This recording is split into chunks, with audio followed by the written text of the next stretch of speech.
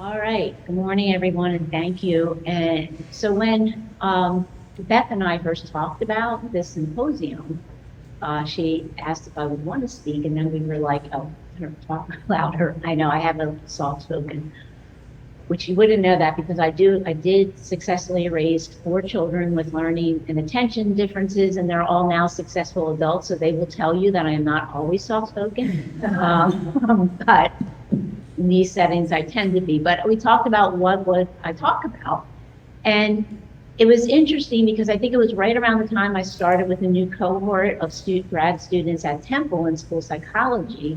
And what surprised me is even though these were students who were about to, embark on a career in school psychology, they still didn't have a good sense of what was a learning disability versus another neurodevelopmental disability, which I thought was very interesting since they're striving to go into the field, and learning disabilities are the single largest category of students served under the IDEA, and school psychologists spend a lot of time working on those eligibility decisions. So I thought if those folks are confused, I know there's a lot of confusion out there just in general about what is a learning difference, a learning disability, what are other neurodevelopmental disabilities that kind of look in some ways like learning disabilities. So that's my topic.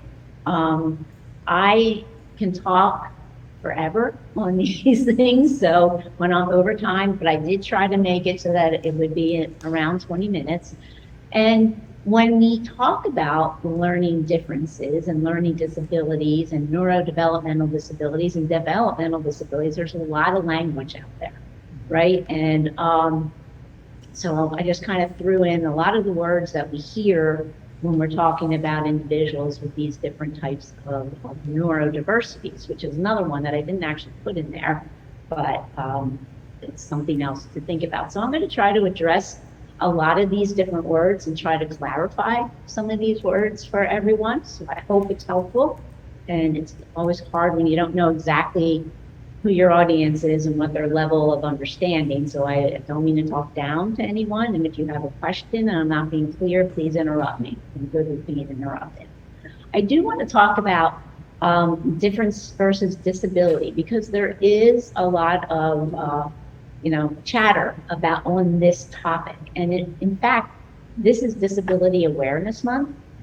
And what's interesting is traditionally Disability Awareness Month has really focused on individuals with more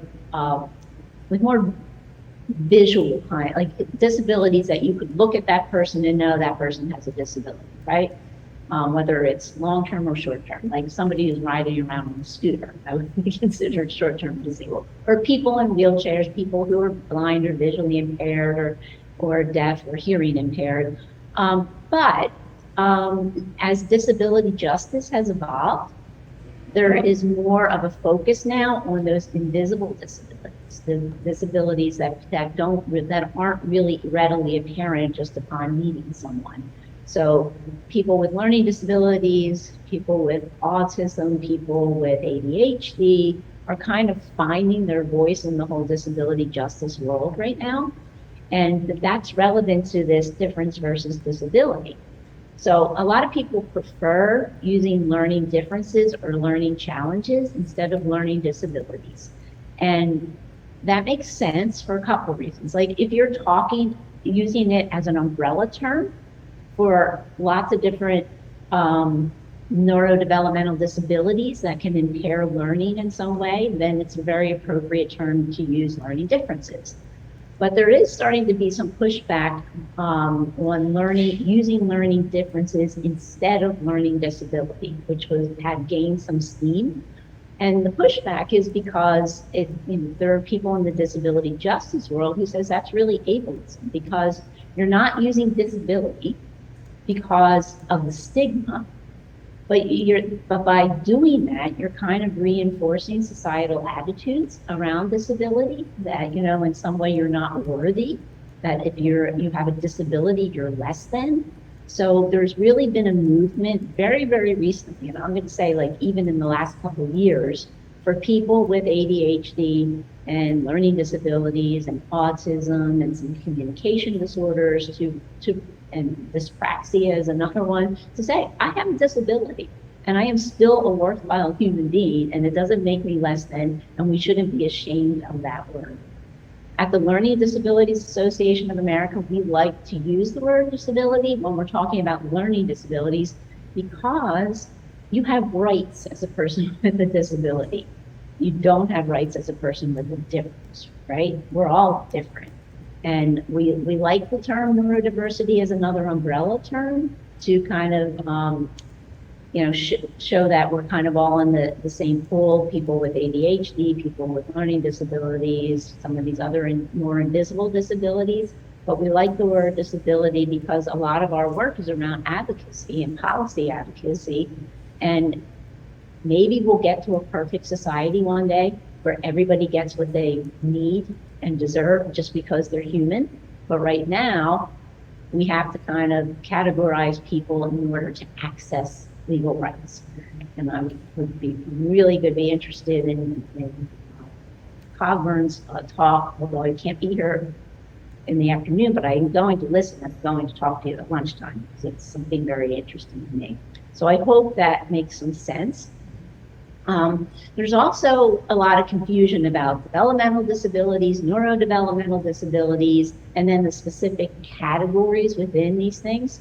So what I think is interesting is that the DSM, the Diagnostic and Statistical Manual, that's used in psychiatry and psychology to classify people, because unfortunately we still live in a non-perfect world where people have to be classified to access services. The DSM has changed the umbrella term to neurodevelopmental disabilities, but when you go to the CDC website, right now, this was taken right off the CDC website yesterday, CDC is still using the term developmental disabilities for these different disabilities that are listed here, and this is not, I don't think it's a comprehensive list, but they're giving some information, which I think is important, because sometimes when we say developmental disabilities, people automatically think people with intellectual disability, right? So it's still a lot of these invisible disabilities like autism spectrum disorders, language disorders, and learning disorders, and ADHD are still, according to the CDC, developmental disabilities. But then when you go to the DSM-5, the most recent, so in the prior DSM, they were developmental disabilities. Now they're neurodevelopmental disabilities under the DSM. And they tweaked the names of some of these. They added motor disorders in there as a category. And I'm underscoring all this because you can see now why there's so much confusion, right? Because even in professional spheres, people are using different terms and even different definitions for some of these things. So I think it's important that we know what's out there, because the best way we can advocate and support individuals with disabilities or differences is to understand, what language we need to use to help them access what they need. So I'm just going to talk a little bit about what I think are probably the major categories of disabilities or individuals with disabilities that are served by the Brendan program. And so autism, of course. So autism, and I'm not going to read the slides to you, but autism, it's a spectrum disorder. So I think what we have to remember is that individuals with autism, when we say it's a spectrum disorder, we mean there's a whole range of ability levels that encompass people with autism. So people with autism can also have intellectual disabilities, so be functioning, and intellectual disabilities is now the current term for what we used to call mental retardation. So it is very possible for people with autism to function in that level cognitively, even if they maybe aren't. And I think that's a real distinction that we talk about a lot in I supervised Temple psychoeducational clinic, where we do evaluations. And sometimes we know, like we as clinicians, we as parents, we as professionals know there's more inside that kiddo than they can get out, but they're functioning in that way right now because they can't engage with the world in a way that we can really assess their true ability. So early on with some kids, they seem to be functioning much lower than they actually truly are. And then after they get some therapies, we start to see their inner brilliance come through. But really, individuals with autism can be gifted. Individuals with autism can have typical cognitive abilities. And they can be very, very capable of living, independent lives. I'm going to PT right now. My physical therapist, their son, is a student, an individual with autism. He actually graduated with my now daughter-in-law. And, he has very significant social impairments. He has a very hard time making friends. He has a lot of dysregulation issues, so he doesn't handle frustration well. He almost got fired from his job, but he didn't. And because he's still getting therapy, he's still working with an occupational therapist who is actually helping him a lot. But he's very bright, and he has a job doing coding, and he drives a car, and he still lives with his parents. He's 25, but he lives in his own apartment, and the plan that his parents have is that they're going to transition him to his own apartment. So, so really, when we are talking about autism and people with typical cognitive abilities, we tend to see the most impairment in their social interactions. Their use of language, or what we might call pragmatic language. They don't always know how to start the conversation or keep a conversation rolling. Like my nephew also has autism, and he will talk about his video games for hours on end and never even take a breath to say, hey, are you at all interested in what I'm talking about? And he doesn't read those social cues like when already start to glaze over, right? So that they tend to be the major impairments, and maybe some sensory issues. So they don't like a lot of noise. But we now know that many people with autism are very, very capable of living independent lives. And we also know that because of our understanding of autism has gotten so much better, we see more and more adults being diagnosed for the first time when they are young adults or even older adults. ADHD, what is ADHD? So ADHD, a lot of us think about, and again, I'm not going to read the slides, I'm trying to talk fast and stay in the time limits, but ADHD, I think people think about ADHD in two ways. They either think about it as kids who are hyperactive, which is a big piece of it, or people who can't pay attention. And then kids or adults even, who seem to be able to pay attention are sometimes not accurately diagnosed with ADHD, because the more we learn about ADHD, the more we know that it's less about initially attending to something, but more about being able to regulate attention, right? So what is really important that I should be paying attention to, because everything almost comes in at the same level of intensity, which is why stimulant meds help people with ADHD kind of focus in on what's important. The other really big problem, and especially what we see in schools when kids start to struggle with academic performance because of their ADHD, it's because they can't sustain their attention, right? So they can get started, but they fatigue because they're using like all their mental energy to do something to keep focused. And in school, we really put, sometimes I believe, incredibly unrealistic demands on children to pay attention and sit still and listen for long periods of time, far longer than we would ever expect adults to do this, right? Far longer. So it's that ability to persevere and maintain attention that really can be impairing to individuals with ADHD. Impulsivity and hyperactivity are absolutely a part, but not all people with ADHD have that part. Some people are primarily just inattentive, and they often go undiagnosed because they tend to be the more quiet, dreamy, not really keeping up with the flow, and often they're doodling, whatever. The kids with impulsivity and hyperactivity are often much earlier identified because they are annoying. They're annoying to their family, they're annoying to their teachers because they're constantly moving, they're constantly talking, they can't sit still. So tend to get diagnosed much more early than people who are primarily inattentive. But people who are primarily inattentive often have more academic struggles because they're the ones who struggle even more to kind of maintain that attention and focus. And then a part of ADHD that's really only recently getting a lot of attention is that of behavioral and emotional dysregulation.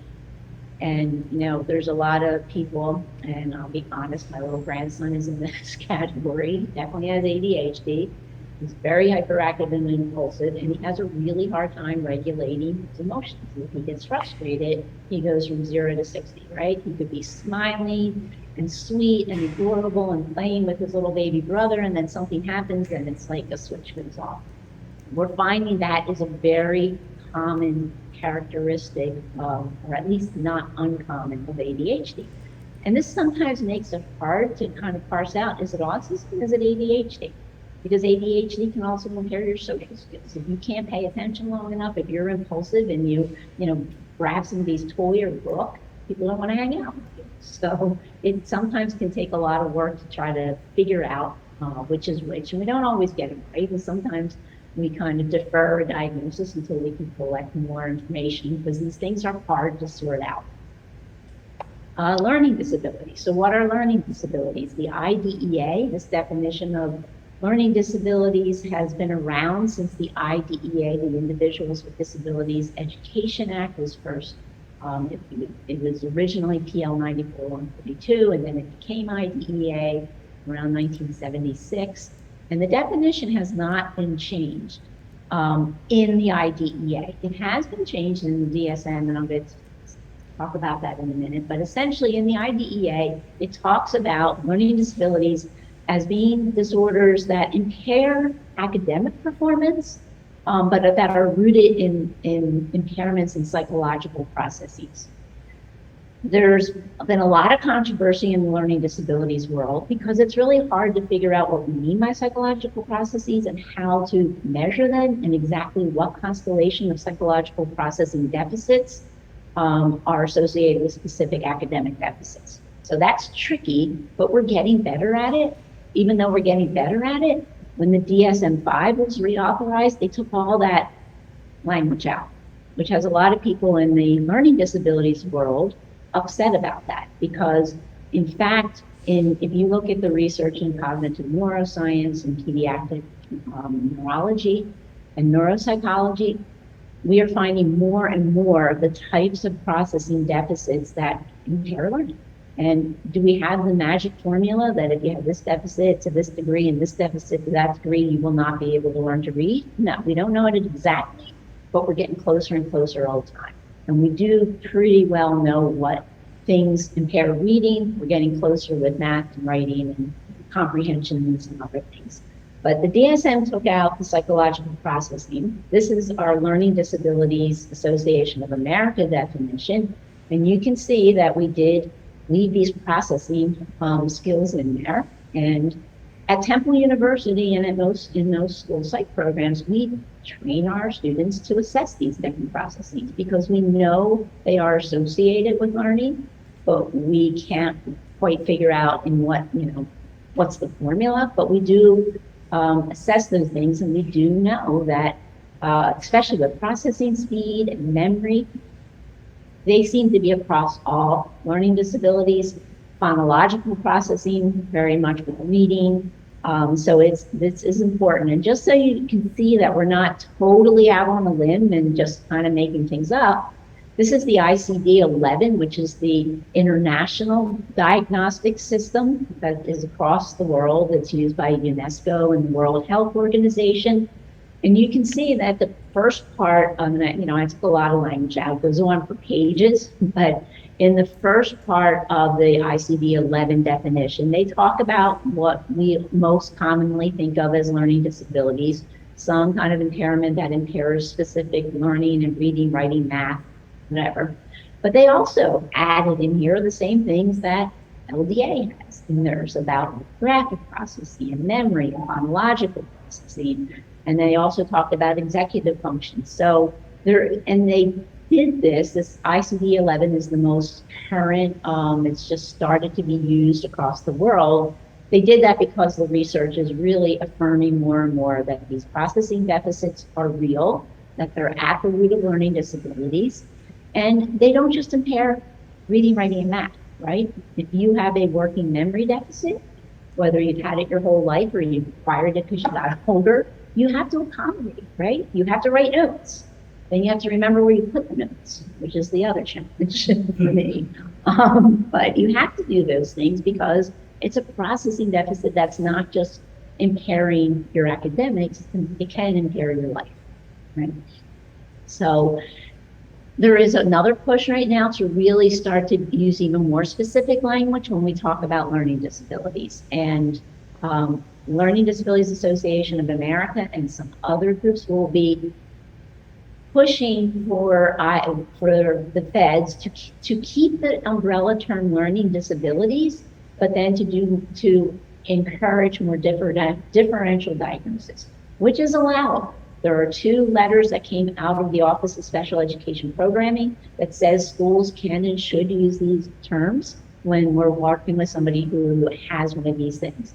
So dyslexia, this is the definition from the International Dyslexia Association. So dyslexia is typically thought about as a learning disability that impairs word reading. If you can't read words, you're going to have a hard time understanding text, right? So, but if most people with dyslexia, if you read to them, they can understand everything perfectly. It's that learning and becoming automatic with that sound symbol connection that is very difficult. And people with dyslexia also tend to have spelling difficulties because decoding and encoding are kind of very related. They're all about that sound symbol connection. Dysgraphia is a specific learning disability that is about the writing part. So the encoding is part of it, but it's also hard for people with dysgraphia to write legibly because they have a hard time not just remembering the sounds of the symbols, but how to produce those symbols.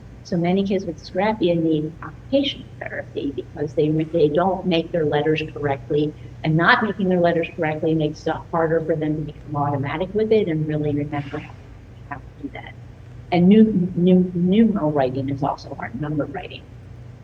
Oral and written language disorder, this is the one we probably know the least about. Sometimes it's called a specific comprehension disorder, but we are finding, neuroscience is finding that there are, just like there's neural pathways that have been developed or that have been discovered for dyslexia, like we know where the reading circuit is in the brain for dyslexia, they're starting to uncover where that circuit is for comprehension. So there are kids out there, they're not as typical, like we see far more kids who can understand language, but they can't learn to read the words and decode.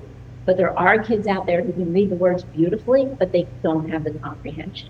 So that's what we mean when we're talking about our own written language disorders and specific reading comprehension disorders. Dyscalculia or math learning disability is like it sounds, it's a math learning disability.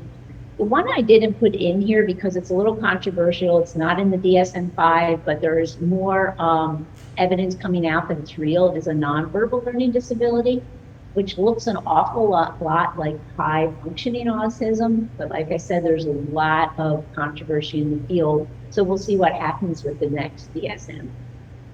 Personally, I think it's real.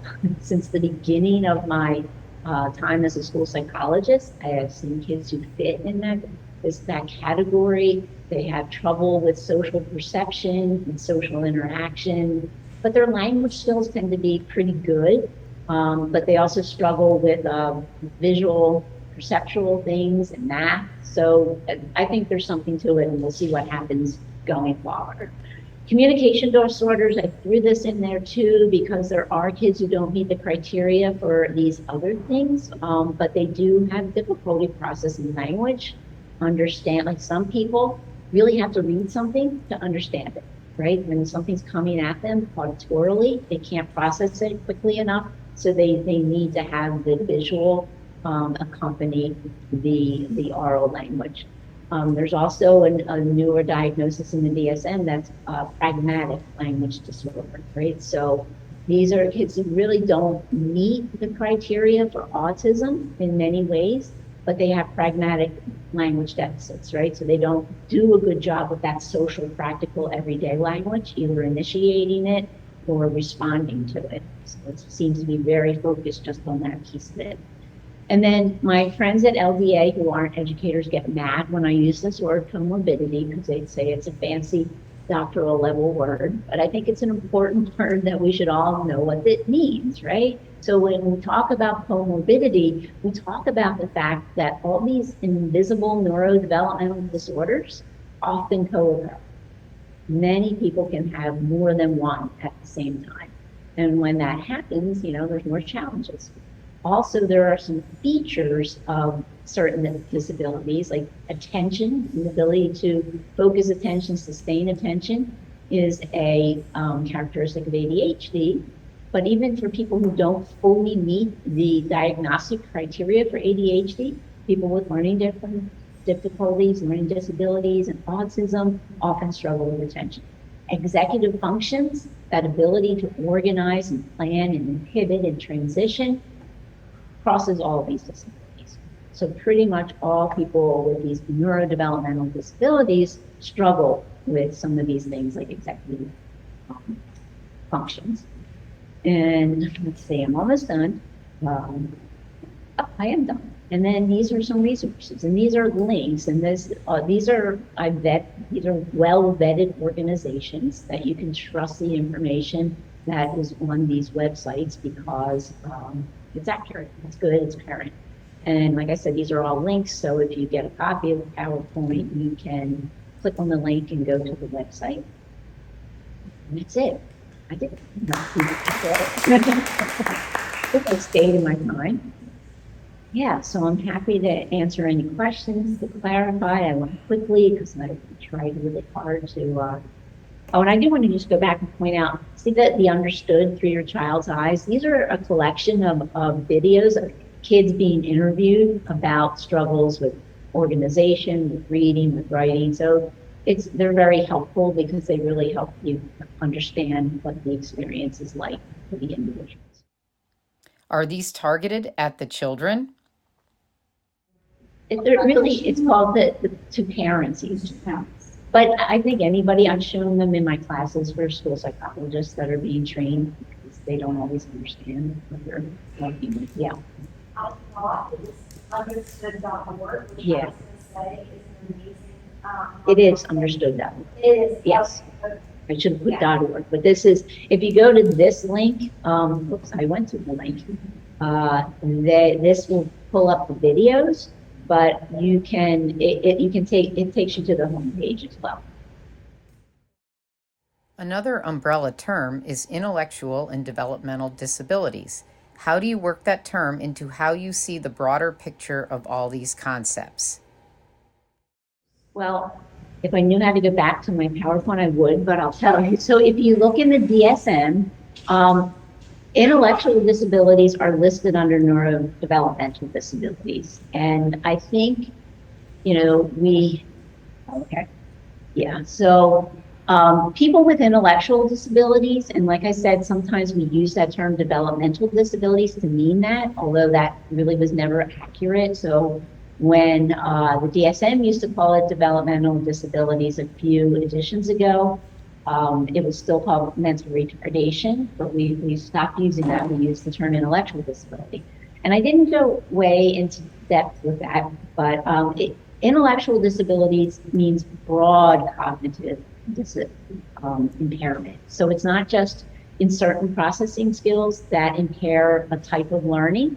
It is across the board. So people who have intellectual disabilities, all those different processes are below what would be typically expected and pretty significantly below. You're not classified as having an intellectual disability until you are functioning overall below the 5th percentile. So compared to others across, a typical spectrum.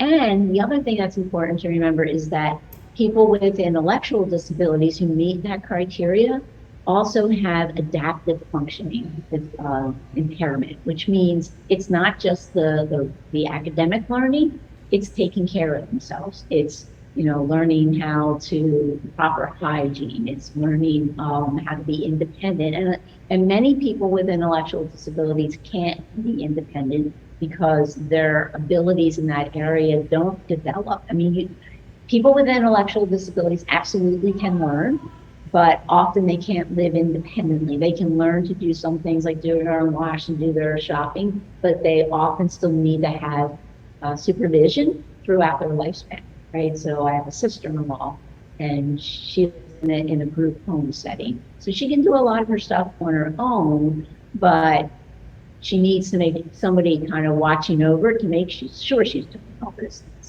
And yeah, does that clarify? Yes, thank you. Other questions, comments? Yeah. What's the biggest subject for Learning Disabilities of America right now? The reauthorization of IDEA, because unfortunately, as cognitive neuroscience has really started to uncover how these different cognitive processes impair learning, and I'll give you an example. So at Temple, when we train our school psychologists, we rarely have them even look at or report an IQ score. Because an IQ score is an overall score from a lot of different subjects. So measuring a lot of different types of things like processing speed, like visual, perceptual skills, fluid reasoning, quantitative reasoning, phonological processing. And people with learning disabilities are very strong in some of those areas, or at least typical in some of those areas, and then very weak in other areas. So that overall number is an average, and it doesn't represent people with learning disabilities. And cognitive neuroscience is showing that more and more how we really can accurately measure these different subskills. But because remember I said we don't know the perfect formula yet, you have to have, working memory, processing speed, phonological at this level, and then you're dyslexic. Because we don't have that magic formula, there are a lot of people who want to get away from any type of cognitive assessment. And yet people who have the lived experience of parenting or being a person with learning disabilities, we know these things are real. We know we have processing deficits, and we know we have to learn how to accommodate them. So the idea that there are people in Washington, D.C. that want to take learning disabilities out of IDEA. And Learning Disabilities Association of America was put on the map because of the advocacy to get learning disabilities included in the IDEA. In fact, it's our 60th anniversary, and at the conference in 1963, or it will be, there was a conference in Chicago in 1963. Dr. Samuel Kirk coined the term learning disabilities. It was the first time he used it in a public speech. And it was the parents who organized that conference, incorporated, and became first called the Association for Children with Learning Disabilities. Then it was the Association of Children and Adults with Learning Disabilities, but is now the Learning Disabilities Association of America. So that's our number one. We really want to make sure that the education and disability policymakers are exposed to the current research. And to that end, we're having a big 3-part virtual summit in October and November. October is Dyslexia Awareness Month and Learning Disabilities Awareness Month. So we're timing our summit for that. And we're inviting important education policy decision makers and researchers to be at that summit. I think it's important. I understand learning disabilities is a legal term, and I found it very interesting that using the term learning differences really reinforces the stigma. What about neurodiversity? Is that the same problem? Is that not a legal term? It is the same problem. Not the legal, term. And it's definitely preferred, and you see it popping up like another, so sometimes understood.org does, they talk about this. I think they actually have an article talking about the two terms, and whether or not we should use them. There's another organization, the National Center on Learning Disabilities, that has renamed itself the National Center on Learning Differences for that very reason. But it's also because they're funded by a lot of foundations that were formed by parents who have children with different neurodevelopmental disabilities. And it's because of society's stigma that we don't. And I think that until we really go out front and say it's okay to be disabled, you don't like lack worth because you have a disability. We're still human, and just by virtue of being human, we're worthy, right? But our society doesn't quite work that way.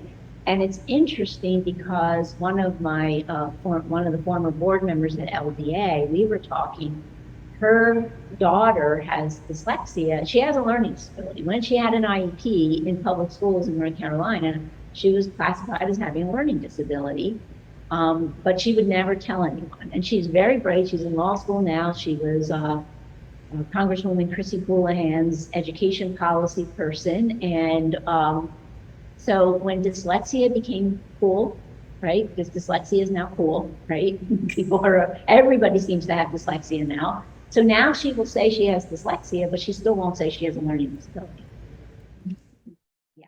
That's a fascinating and valid point, and I will talk more about that on the social justice and disabilities movement.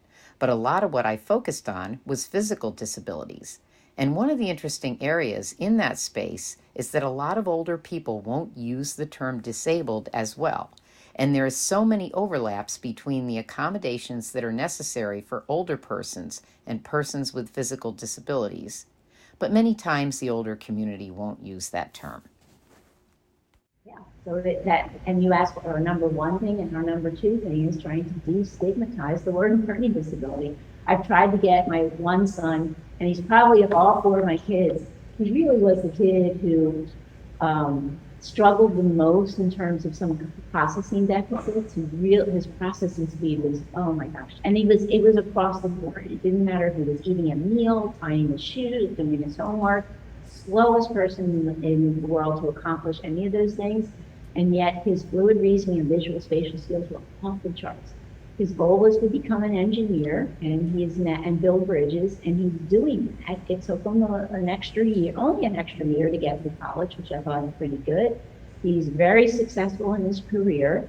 In his first year on the job, right after college, he was working on a bridge, and he ended up graduating not with an engineering degree, but engineering technology and something management, whatever. But he's out there, he's actually doing the hands-on work and working on bridges. And his first few months on the job, he went out to do a site visit, and he looked at the piling or whatever, the big same tower that they put the bridge on, and he looked at it and he goes, it's not right. No, it's not right. So he goes back to the office to the engineers and said, there's something wrong. They're like, no, we rolled out the plans. No, it's fine. We don't know what you're talking about. It's fine. But I was so proud of him because in his gut, he knew he could look at that and know something wasn't right. He went back out. He took all these pictures. He took all these measurements. And this is wasn't even 6 months on the job. He went back to the engineers and said, it's not right. And damn, he didn't discover a major flaw. Luckily, they had only poured 3 of these big concrete things, and they were going to be doing 16. So he saved the company tons of money. But that's kind of classic of what a learning disability is, and yet he will not tell anybody. He will not tell anybody. And even when he gets overwhelmed, because he is a slow processor of language especially, and sometimes work gets really overwhelming, I'm like, Kevin, you can get accommodations if you just tell your employer that you have this going on. He won't do it. I'm working with a young adult, and their parents are very involved and paying for my services. The young adult either totally owns the fact that they have a learning difference or disability, or they don't want to talk about it. So when I'm saying I'm an autism career coach, it's like I don't want to work with them. So I've had a really hard time. I had one dad that said, can you just get rid of neurodiversity and autism from your site so I can convince my son to work with you? Because we know that you're the answer, and we can't get him to work with you because of the word neurodiversity. Right. Yeah, and I would argue that until we can make that transition to a more perfect society and destigmatize the term, the important thing is to get kids and adults the help and supports that they need. So if that's the way you have to do it, you have to do it. I still wish I could get my son Kevin to do a little infomercial for LDA, but he won't even admit that he has a learning disability. I said you could face away from the term and just have your car attendant be on the job site. It is a fascinating conversation about the advocacy perspective because when you hide it away and you don't talk about it, it does not normalize it. And so talking about it really helps to normalize it. Disability is a legal term, but I think the use of it helps to normalize it. Talking about person-first language, when you talk about a disabled person, that's kind of older language, which puts the disability first. Whereas when you talk about a person with a disability, which is a more modern term, it puts the person first. So I'm a person with disabilities. I'm a person, just like the person sitting next to me is a person, and we all have differences. Some might have disabilities, but I'm a person first. And I think that one small mechanism of trying to advance the advocacy of persons with disabilities.